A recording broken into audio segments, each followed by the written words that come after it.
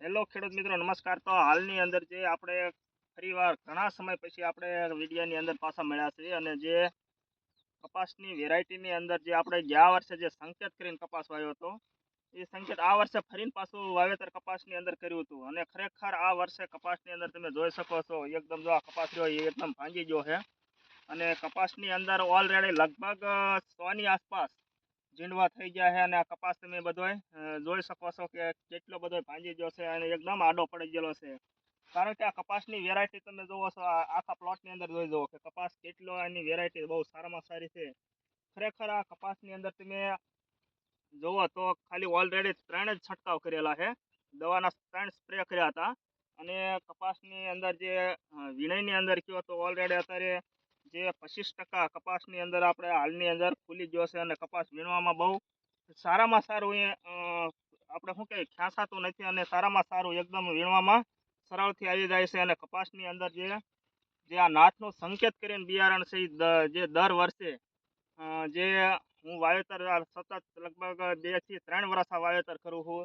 અને આ એકનું એક ખેતર છે, અને એકના એક ખેતરની અંદર જે જમીન જોવો તો એકદમ રેતાળ જમીન છે। હાલની અંદર તમે જોઈ શકો છો, આ રેતાળ જમીનની અંદર જે દર વર્ષે કપાસનું વાવેતર કરું છું। અને વાવેતરની અંદર જોઈએ તો ખાલી એક કપાસની થેલી એટલે એક બેગની અંદરથી ખાલી વાવેતર કરું છું। અને એ લગભગ એની અંદર 60 થી 70 મણની અંદર ઓલરેડી ઉતારો આવે છે। એટલે કપાસની અંદર જો વાવવું હોય તો આ નાથનું સંકેત બિયારણ બહુ સારામાં સારું થાય છે।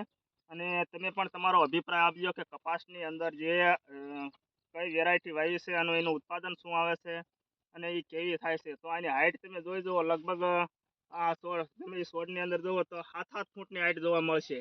કારણ કે બીજો કપાસ ઓલરેડી નીચે આડો પડી ગયો છે, વધારે પડતો વજન હોવાથી પડી ગયો છે। 6 થી 7 ફૂટ બધો જ કપાસ તમે જોઈ શકો છો, અને બધો આડો પડી ગયો છે, કારણ કે એની અંદર ફાળ ફૂલ એટલું બધું આવ્યું હતું અને ભરપૂર આવે છે। અને કોઈ પણ જાતનો આમાં સુકારો તો જોવા જ નથી મળતો, જે આપણે કહેતા હોય કે ઊભો કપાસ સુકાઈ જાય છે, પણ આની અંદર કોઈ પણ જાતનો સુકારો પણ જોવા મળ્યો નથી। તો ખરેખર આ બિયારણ એક વાવ્યા રેખું છે, અને ખેડૂત ઘણા બધા એના અલગ અલગ અભિપ્રાય આપે, જેથી કરીને ખબર પડે કે કયું કયું બિયારણ સારું આવે છે, અને બીજા ખેડૂતને આવો અલગ પ્રકારના જે સંદેશ આપે કે આ વેરાયટીની અંદર જે સારામાં સારું બિયારણ છે અને આની અંદર વાવેતર કરેલું છે।